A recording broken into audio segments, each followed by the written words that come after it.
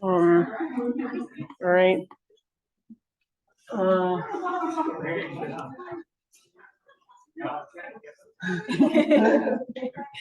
right. Everybody, thank you for the technical difficulties. Today our speaker is Dr. Charlotte Evans, who is currently a staff scientist at Sandia National Laboratories. In addition to her work on silicon qubits, she has served as an APS career mentoring fellow for the past year. During her time as a student, Dr. Evans served as an Army officer in the Texas Army National Guard. Dr. Evans is a first-generation college student who received her bachelor's in physics from the University of Wisconsin. Or attending Rice University, she was awarded her PhD and master's in nanoscale physics in 2019. We are very grateful to have the opportunity to hear her speak today on career paths for physics degrees. And without further ado, please join me in welcoming her.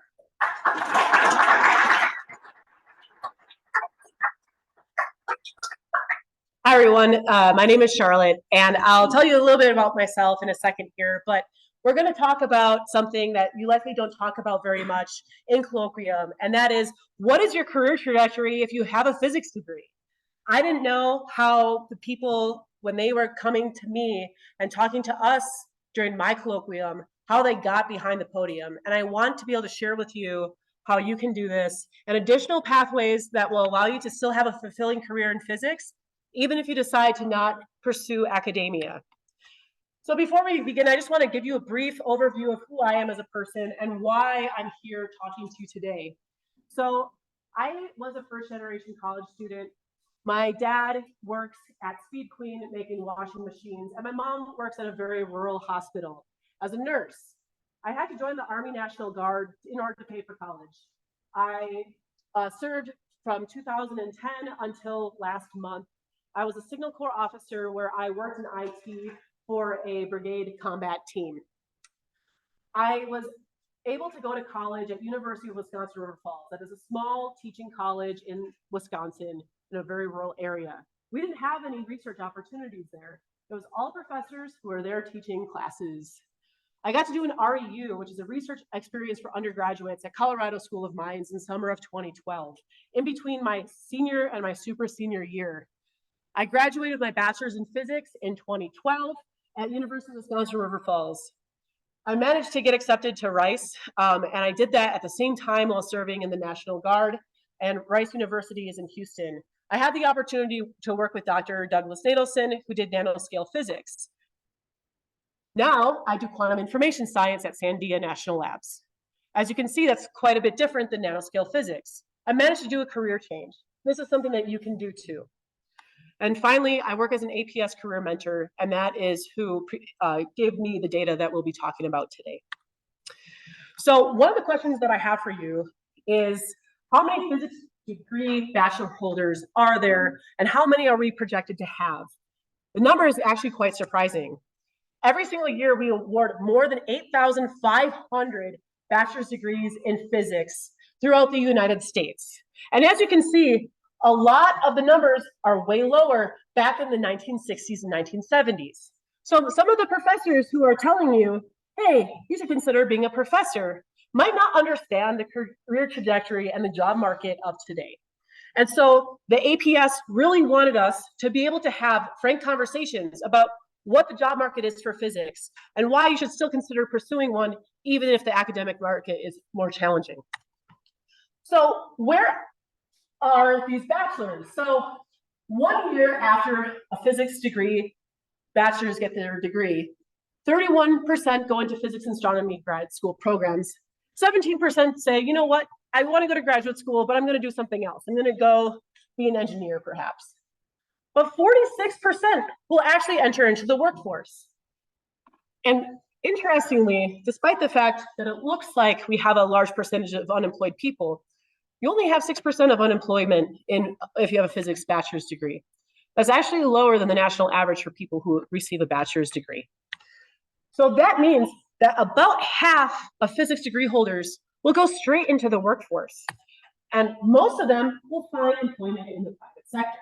So if you look at this breakdown, about 18% will get a job at a college or university, 6% will teach high school, and about 7% will go into a national lab or into the government, and 3% will go into active military.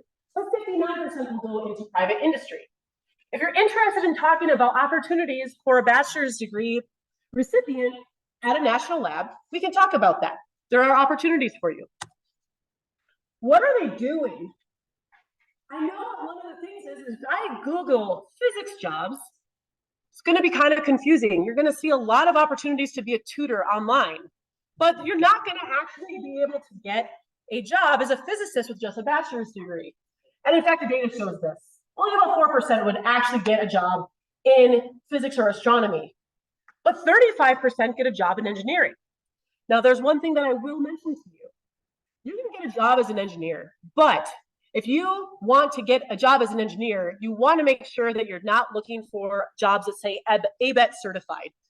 That's a certification you need to get through academia in in an engineering program that's accredited. You're probably not going to be able to get jobs like that. But engineering is a good keyword for you to look up. Same thing with computer software.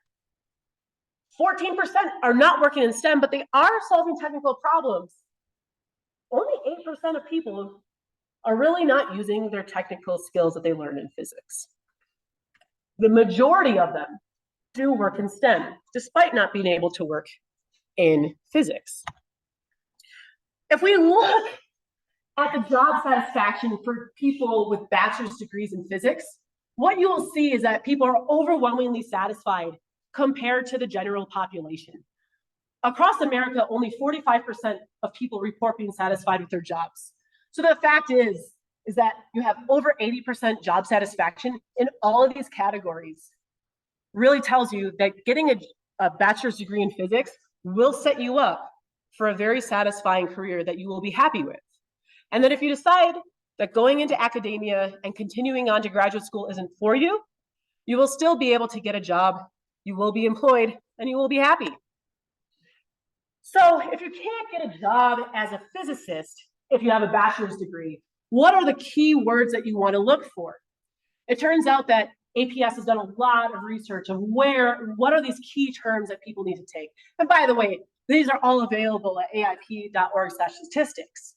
But as you can see, things like product engineer, quality and test engineer, research engineer, accelerator operator are all terms that you could be looking up for if you're interested in employment opportunities. If you're interested in doing research and technical roles, things like research assistant or associate are available to you. And in the national lab, technician or technologist is typically the terms you're going to want to look for. Don't forget, you have the opportunity to work in business and finance. You have analytical skills. So if you want to, there's nothing stopping you from getting a job as a business analyst. One of my friends got a job right out of school working for Shell and is making decisions on a regular basis. They use her data to determine whether or not the next drill site is worth going to. So another thing that people don't like to talk about is money. How do you decide whether or not a physics degree is lucrative enough? All right. So one of the things that you'll notice is that the private sector STEM has very large error bars. Okay. And what that means is private sector, you're going to have a median salary of about $65,000, but you can end up with numbers way up into above 100K.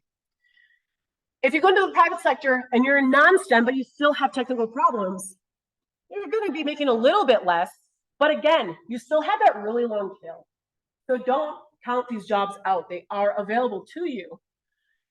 As you continue marching down, you look at national labs and civilian government, you're looking around about a 65K, and you can see all the way down here, you're looking at salaries that are higher than the national average for degree holders. Physicists do well in industry. But maybe you want to go to graduate school. Or, in fact, we can even have a small conversation now. If you decide that you want to do a job in industry, and you don't want to go into graduate school, and it turns out it's not the right choice for you, and you want to go back, there's a good chance that industry will have the opportunity to help pay for your master's degree if you're interested. Sandia National Labs, for example, just did this for one of my friends. He had a degree in material science, decided not to go into graduate school, realized he actually really liked doing computer science. Sandia let him drop down to part-time and paid for his schooling. He just has to work with us for another 3 years. These are opportunities that are available to you. You can always come back and decide to do a master's degree. One thing that I will mention, by the way, this is something that was not communicated to me. If you decide to go into a standalone master's degree program, you really want to talk about what your funding situation is. At some institutions, you can get a research or a TA assistantship. Then it's free. Other times, you're shelling out some major cash. So debating about whether or not you go into master's degree versus PhD can really depend on what your financial situation is and whether or not getting research funding is available to you. And weighing that cost-benefit analysis can be something that you want to consider. So as you can see, there's quite a few amount of students that end up going into graduate school, and about 1,000 every year goes straight into a PhD program. So a lot of times you'll start off, you'll join a PhD program, but you'll get a master's degree en route. That's what I did at Rice. But about 700 people decide to leave after their master's. Either they do a terminal master's and they go to school just specifically for a master's, or they decide to drop out of graduate school. So that means 700 people with a master's degree will enter the workforce. And about 300 will continue to look for jobs. So what are they doing? Again, private sector. 60% of people will enter into the private sector. You get some ability to teach in a college, 2 or 4 year institution. About 10% go into high school teaching, and about 10% go into a national lab. Of course, I would like to see that go up. But about 20% will get jobs at colleges or universities if you decide to get a master's degree and not continue on with a PhD. So APS did a survey, and what we decided to do is look to see what type of jobs, what type of skills are you going to do if you go into industry. So we have the private sector on the left-hand side and the academics on the right. And as you can see, they basically match up 1 for 1, because it turns out that you will use the same skills that you get in academia in industry. That's why we as physicists are valuable, even in industry.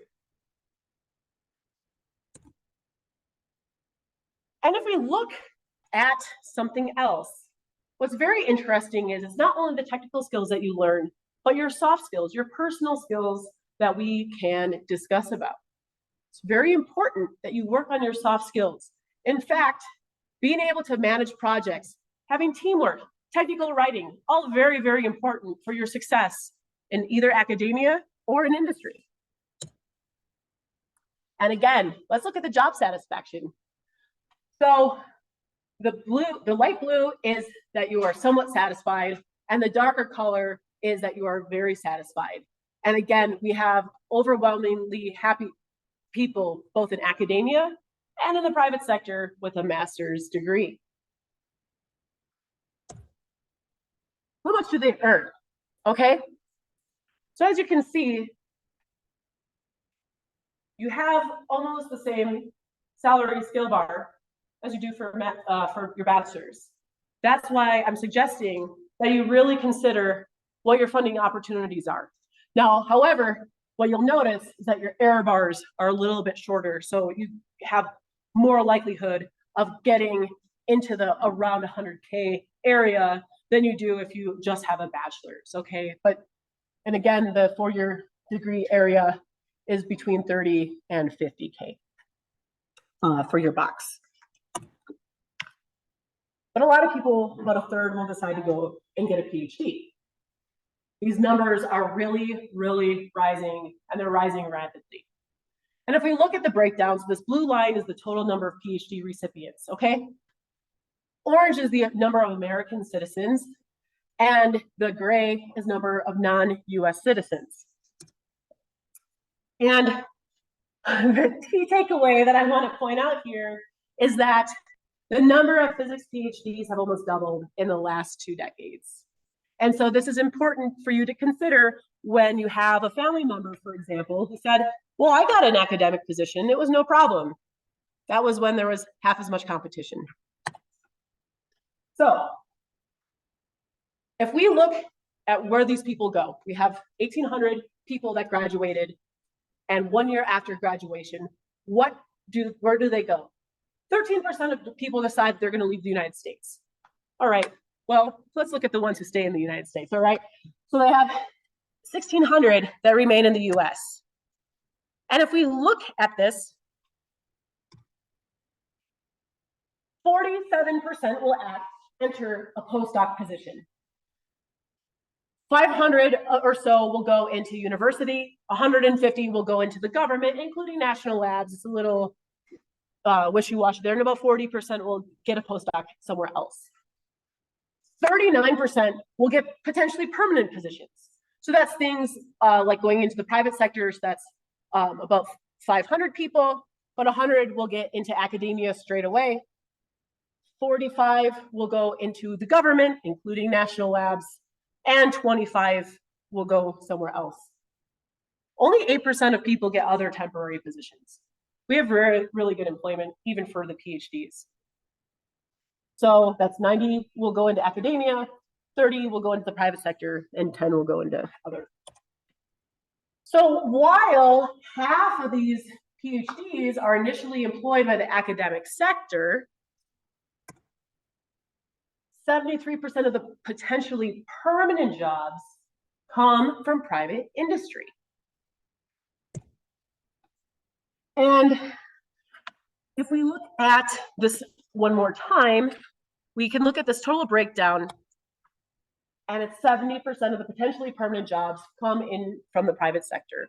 So this is just something that we'll want to think about if you look at later on. So if we look at later on, beforehand, the initial people, about 40, half of go into academia. But now if we look later on into their careers, 10 to 14 years, you still have about 43% in academia, 45% in private companies, and 6% in the federal government. But 15 years after receiving your degree, you see a significant shift towards business, towards your industry, and a little bit higher into the federal government. The majority of people in their mid-career will work in the private sector. That's not saying that you're not going to be able to work in academia, but this idea that going into academia and deciding to go into industry and having that somehow be a negative or feeling like you're giving up, that's certainly just not true. And getting a job in industry will allow you to still do research. What are they doing? What are these PhDs doing? A lot of people are working in finance, but they're still doing research. These government contractors are still doing research. They have a little bit less say in what they're doing in terms of the research than the people in finance, but they're still doing research nonetheless. If we cut this line down, about 80% of people still report doing research, and a significant portion still get a say of what they're doing research-wise.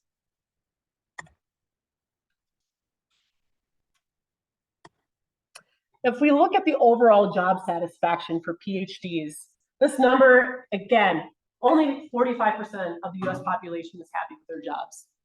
Nearly 90% of physics PhDs are happy with their careers. What are the salary ranges?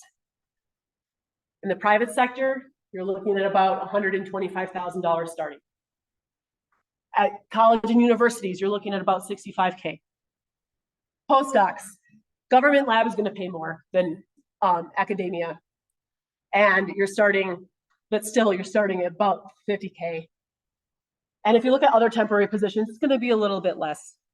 But again, there are good jobs available to you. So if we look at the number of faculty, the academic demand, we have the total number of jobs per year, which is in orange, Then we have blue for the PhD granting departments, green for bachelor's granting departments, and red for master's degree granting departments. That means we have about 300 tenure track positions available each year. But remember, we have 1,600 people looking to get a job every year. So if we look at the total breakdown of this, what we can say is that the faculty positions vary widely by institutions. You're going to get more tenure track positions available to you at PhD institutions, and actually about the same between master's and bachelor's degree positions. But a lot of these other schools are going to have more and more of these temporary or part-time non-tenure track positions. So that means 556 new faculty hires, including all different types of these jobs. Given that we graduate 1,600 PhDs per year, with half of them going into postdocs, with an intention of continuing a physics faculty, supply will continue to outweigh demand for all academic career paths. Again, that's not saying you're not going to be able to do it, and I don't want you to think that. But I want you to be able to consider these numbers so you can make an educated decision about what you want to do for your career path. So that way you can build your academic experience for what tailors to your interests and where you want to go. All right, so if we look at the academic sector demand, we only saw 371 faculty departures. There were 571 recruitments, of which 369 were tenure track. Again, compared to the 1,600 new graduates every year, that number is still relatively low. If we look at industry demand, again, where over half of the people are going to be going, the percentage of physics PhDs employed in the private sector has been rock steady since the 1990s. You're always at about 50%. It's been the largest employment base for physics for a very long time. So, how do we get a job? What is the difference between a resume and a CV? So a resume is going to be 1 to 2 pages. You're going to specifically target that to your job posting. In fact, when I interviewed for a position for oil and gas, I didn't have any of my research on my resume. I mentioned that I'm a PhD student all the way at the bottom of my resume, but I put down the specific skills. They were really interested in image processing. They were interested in my ability to do math and being able to do different types of calculations and computations. I highlighted that on my resume. You will only list the relevant skills and experiences, and this is really, really common in industry. But your CV, your curriculum vitae, will be several pages. You can use this for multiple different types of applications, and you'll list all of your different types of experiences. This is really common in academia. This is what you would submit when you end up going to graduate school. You'd want to submit everything that you have done, whether it be publications, research, summer internships, posters, presentations. All of those things go onto your academic curriculum vitae. But for your resume, you'll only put down the things that are relevant to the job because you want them to be able to see. They're going to be scanning through very quickly, and they're going to want to give you a call when they see that you are the perfect fit for their job. So what is my recommendation for writing a resume? I applied to over 100 jobs. Not a great time, but I did get pretty good once I figured these skills out, how I ended up getting the best results. One is I carefully read the job description and highlighted the required skills. They always have 2 different sections in these jobs. They have the requireds and the desireds. The requireds are the non-negotiables. Must have a PhD. If you only have a bachelor's, you're not going to be able to get that job. Must be ABET certified. That was the one that I learned that is really important. If I do not have that requirement, they're not going to give me a call back. But the desires are their wish list. That wish list that we have is for the ideal person to come in, but that person doesn't actually exist. If you have a few of these topics that you can fit in, consider applying and really highlight those skills. Organize the resume into sections based on each prominent skill. So don't necessarily do big chunks of saying, I spent 3 years at Sandia National Labs, then I also spent time in the Army doing IT. Instead, I would highlight IT experience and maybe coding skills. And use bullet points. People are going to go really fast. They're not going to be reading that many paragraphs. So this is the way that I recommend writing my resume. So interviewing, this is a really scary thing to do, especially if you go into private industry. There are different types of interview processes, and we can talk about them in the question and answer if you're wanting to discuss any of these further. But typically, you'll have a phone interview with HR. They'll give you a holler to see if you even meet the basic requirements. Then you'll do an in-person or a virtual interview with a specific department and the team. Sometimes you'll give a talk. Sometimes it'll be more technical. I applied for a couple of computer science jobs and I had to program in front of them. Presentations to the department for your research skills will likely be required. How do you prepare? Review the job description. Actually understand why you're applying to that specific company and just know basic facts about it. If you say, oh, I like Sandia because it's the smallest national lab, they're gonna be like, what? It's actually the biggest. Practice answering common questions. Practice with others. If you want to practice an interview, I'll help you. We can have a fake one. But answering common questions like, tell me about yourself. Why are you interested in this position? And tell me about a time that you faced adversity or had a bad manager, or how did you deal with a difficult teammate? These are all questions that people are going to be asking because it turns out that your soft skills are just as important as your technical skills. We really need you to be able to be somebody that we can train and be able to interact with on a big team. We want you to be part of our team, and we want to make sure that you are somebody that we can feel like that we can fit in. So there's going to be a lot of interpersonal discussions. So how can you start preparing? When you're trying to decide whether or not you want to go into graduate school or enter industry or go into a national lab, a very important thing that I recommend that you do is really soul search. It's a hard problem, okay? Do a detailed self-assessment and really decide to think about what you're good at doing and what you actually want to do. This can really help you make a decision about what you want to do as an individual. So for example, a lot of my friends decided that they really wanted to make a lot of money. They decided to go to Wall Street. Now they're stressed out because they're working really long hours. I value not working like 80-hour weeks forever. So I decided not to go into consulting. And I realized that one of the things I wanted to do was be able to make the decisions. I wanted to make the technical decisions, which made me realize that getting a PhD was the right choice for me. But my friend Jessica really wanted to be good at one specific thing. She wanted to be really, really good at electronics designs. And now she got out after her master's degree and decided to go ahead and work at a startup company making hearing aids. Reflect on your working style.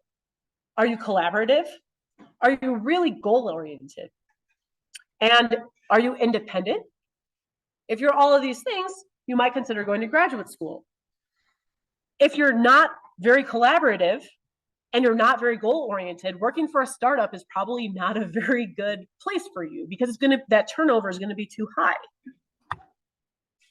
I also think that it's good to have a career notebook and document. So basically what I did when I was in graduate school is I carried around a notebook and I wrote down things that I liked and I did not like. And I was able to really self-reflect based off of the things that were good for me.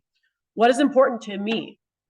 Work-life balance, money, location, control over my research, or is having a flexible schedule really important? Keeping an interactive journal really helped me get through graduate school because I realized that I actually was happy despite being grumpy.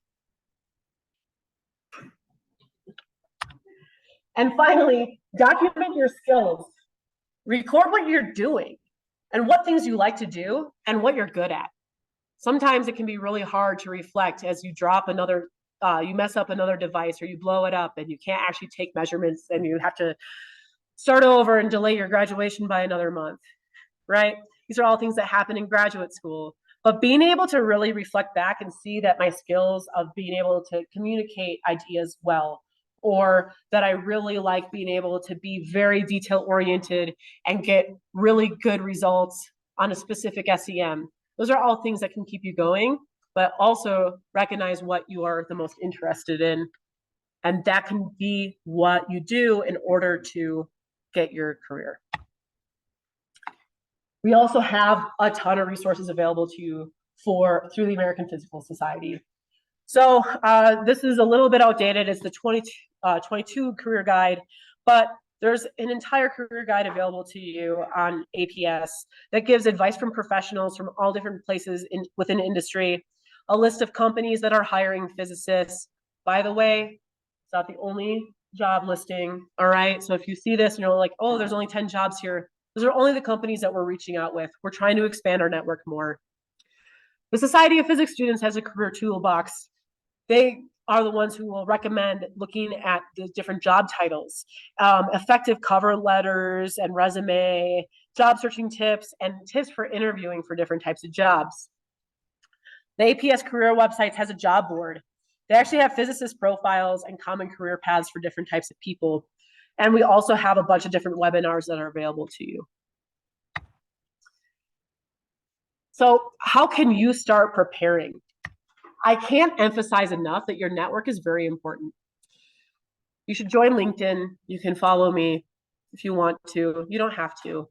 But if you join LinkedIn, try to expand your network, meet people, take the opportunity to get their contact information.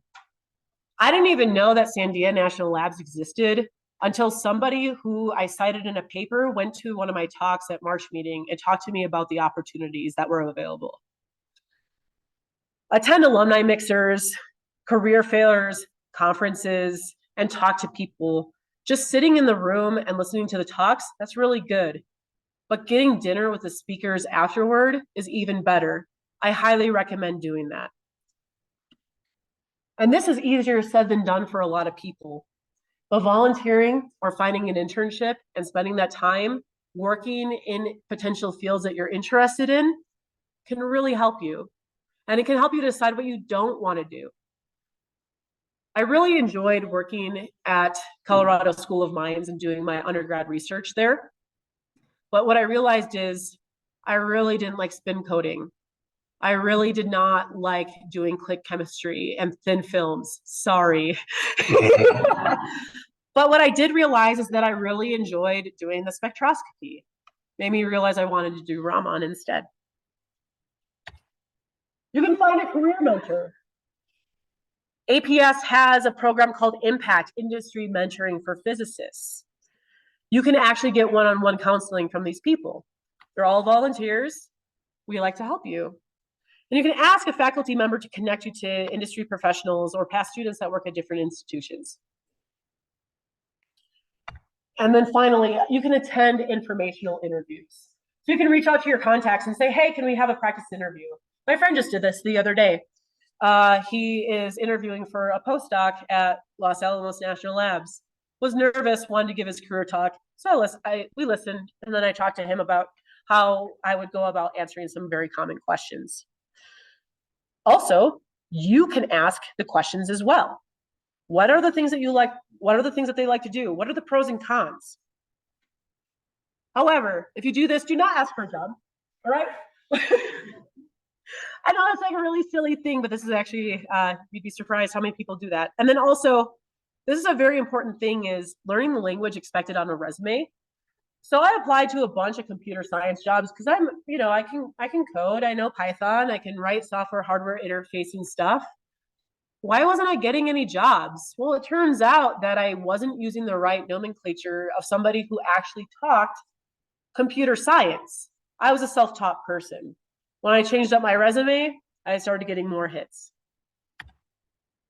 What about non-US citizens? All right, so we are really trying to help you with American Physical Society. We are trying to make sure that we are advocating for better policies to allow you to stay in the United States longer and be able to allow you to have, a period of time where you can search for jobs longer.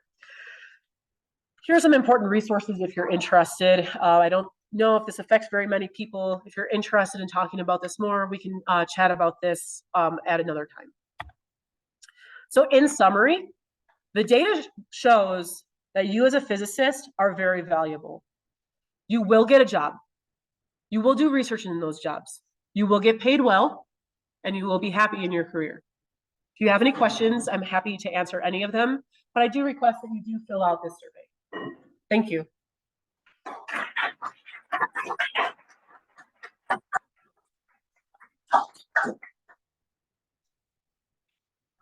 So now we'll. I'll watch those two. Yeah, John. Question as far as industry, like what is private sector? Like is there public sector? Public sector is government. Private sector is non-government. Oh. So the way I like to think about that is like the national labs, not are public institutions. They are funded by tax dollars. Private institutions would be like Intel, Apple, Google.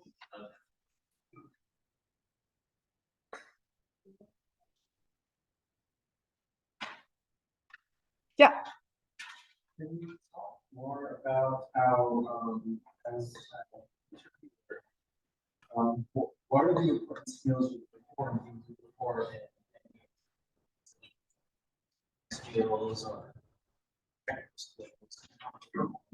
Yeah. So obviously, I would love to get the perfect candidate that meets all the skills. That's never going to happen. And also, if you did hit all those skills, you should probably apply for the next job up. And because you're overqualified. But basically, we look for people who not only have the technical skills that we're searching for, but can they solve problems? Are they independent thinkers? Are they rude? Are they able to actually interface with people? Can they fit well on a team? Do they seem like they're teachable? So I think that your soft skills are just as important as your very technical skills. Having technical skills is very, very important. Being able to learn is even more important. So we applied physics and material science. Yeah. What kind of jobs we have learned So you're saying with applied physics degree? applied physics and material science. Yeah. What kind of jobs do you require? Yeah. So it depends on what you want to do. Right. So I know that that's like a very like flippant answer, but you could consider doing a postdoc and become an expert in your field and continue trying to march the academic route. You could try to change fields altogether. Postdoc's a good option for that. So if you wanted to hop in on the quantum information science wagon, you can totally do that. And take a postdoc, learn that field, and then try to get a research and development job elsewhere, either in academia or at a national lab, or even an R&D position within industry.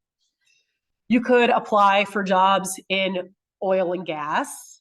You could apply for jobs in computer science, finance. There's all sorts of opportunities available to you. So don't make sure that you write down what your skill sets are that you like doing and go from there. You don't need to, I was really good at Raman spectroscopy. I don't need to do Raman to be happy. I don't do Raman anymore, and I likely will never do Raman again. But that's okay. I'm happy doing hard technical things that are important to the government. And that's why I went with the national labs. Does that make sense? Figure out what your why is, figure out what you want to do, and then use that to really carve out what type of opportunities you're going to seek out. Yeah. Can you speak on being a member of organizations like APS or SPS and how that can help? Like if I were to be an APS member, would boost me any more, like, on my resume? Okay, so if I just pay some organization money and say I'm a member, that doesn't do anything for me, right? But being an APS member allowed me to sign up and be a career mentor and gave me the funding I needed to be able to go to conferences, to be able to talk about career opportunities in industry. So these types of societies are really important. And even if you don't have time and you don't have money, even if you don't have time to spend with this, you should still join these programs because we do things like this. Okay, so you should still do it. But again, you can find opportunities and carve out opportunities available to you by joining those institutions, right? So we had a girl named Mackenzie. She was in grad school with me, and she became a Society of Physics student, like regional chair. And she wouldn't have been able to do that had she not been a member of SPS. So those types of opportunities are available to you, and I think that they're very valuable. Does that make sense? Yeah, kind of like you did at my work. Yep. Yeah. So I wouldn't put down that I'm a paying member of APS, but I would put down that I am a career mentor for them. Yeah. Jaden, and then You really emphasized like soft skills being as important as technical skills. Other than like practicing interviews, how do you recommend, I guess, getting better with your soft skills? What practice can we do to do that? Yeah. So a couple of things. I really love the idea of journal club. And what I mean by that is you read a paper and then you present it to your friends in a very informal settings, no professors allowed. And you get to stumble through the concepts, but you want to explain it to people who are outside of your immediate academic field.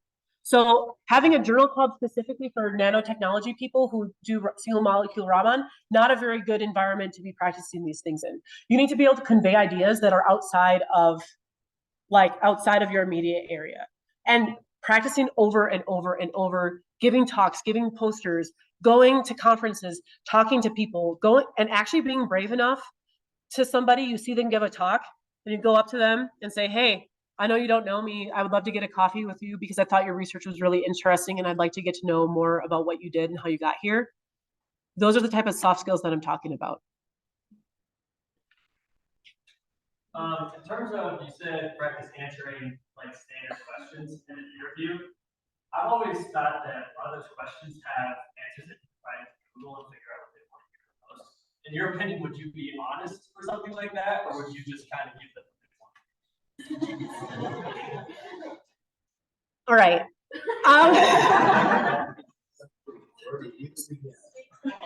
So I wouldn't say, if I was interviewing for a postdoc and somebody asks, why did you apply for this postdoc? And I say, well, I applied to 97 other jobs and I didn't get any of those. I didn't get any of these, and this is my only shot, right? I wouldn't say that, right? I would actually think about the reasons why I applied to that position. And I just needed a job is not a very good answer, but there has to be some other reason why you applied there, right? Like you didn't apply to Walmart. So I would think about like, what's another way to put this?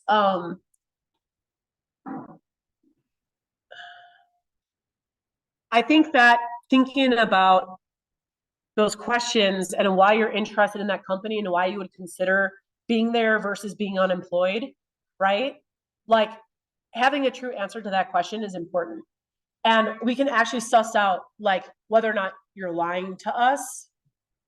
And so like, obviously, so here's an example. This actually happened in real life. I asked some person, why are you applying to Sandia? I'm just curious. And he said, oh, I heard you have really good health insurance. I'm like, okay. Like, maybe. Like, I mean, we do, but, but, that's probably not going to get you a job. But if he would have said something like, I'm really interested in doing research and I'm not sure what I am interested in doing, but I want to do something important, and Sandia is a big enough place that I could figure that out, that would have been an appropriate answer. And it would have been just as honest. Said that you joined the National Guard to help pay for college. Yep. What can you just talk about like some of the experiences that gave you and whether or not you thought that was helpful for your career, like some skills that you developed there? Yeah, so I think that the National Guard was very important for me because it made me realize like what makes me happy. And so I realized I really liked working with people at a very individual level or at a very high level. I didn't really like it when I was like this in between person where like I had a team of 20 people and I couldn't actually help any of them, but also I had to make decisions where like it was affecting them, like being able to finish their academic career or something like that. Like I really disliked that level of where I was. I didn't mind it so much when I was at a brigade level and I got to make decisions about the communications plans. And I was thinking about things in terms of like hundreds of people. So I kind of realized that in terms of career trajectory, I really needed to get the PhD because that would allow me to do either one of those things and not be stuck in some weird middle management role. And I could kind of go off and do some independent things if I wanted to. It also helped me realize that there's all sorts of different types of people in the world and that not everybody is going to be independent. Not everyone's going to be totally honest. And that, you have to meet people where they're at. So I had some people where I had to meet with them individually and really dictate every single task that they were going to do.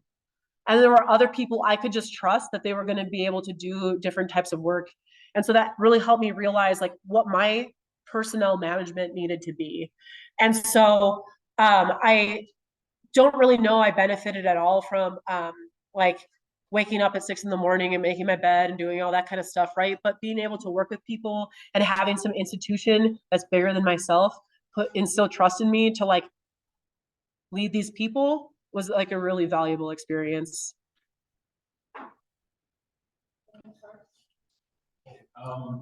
What do you think are some of the most overrated and underrated aspects that people prepare for or try to do when they try to transition from being a student to a career? Yeah, so one of the things I think is like totally overrated is like in terms of actually applying for jobs in regular old industry is like putting down like what papers they published. That was like that those things don't resonate necessarily with a person trying to hire for a defense contractor, right? It depends on what your interests are. I also think that like spending an additional day or an additional week working on your stuff in the lab instead of going to a conference is likely a bad decision. But it can feel like it's the right decision in the short term because you're like, I can squeak out another paper. Being able to build that network is very important. Underrated. Let's see. I think doing additional outreach is very underrated, but very important. Working with people that are outside of your immediate area, doing journal clubs, talking to people, doing the, like, I don't know if you guys have this, but the 90-second thesis things where people will talk to people from way outside their areas of expertise and trying to talk science and explain what what their concepts are. Very, very valuable.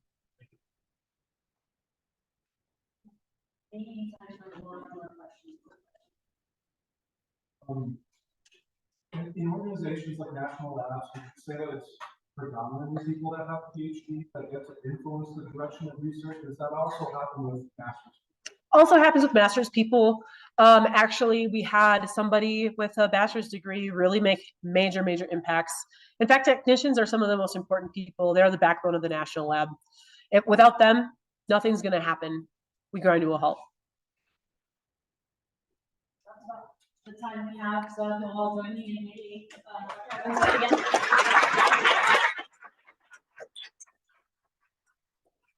One thing before you go, I do have, I don't know why this is not doing, resume. I don't, never mind. I did have my email. That's what I was trying to show. Resume it. Here we go. Why is it doing this? Be normal. We do have a postdoc available at Sandia if you're interested in working with me.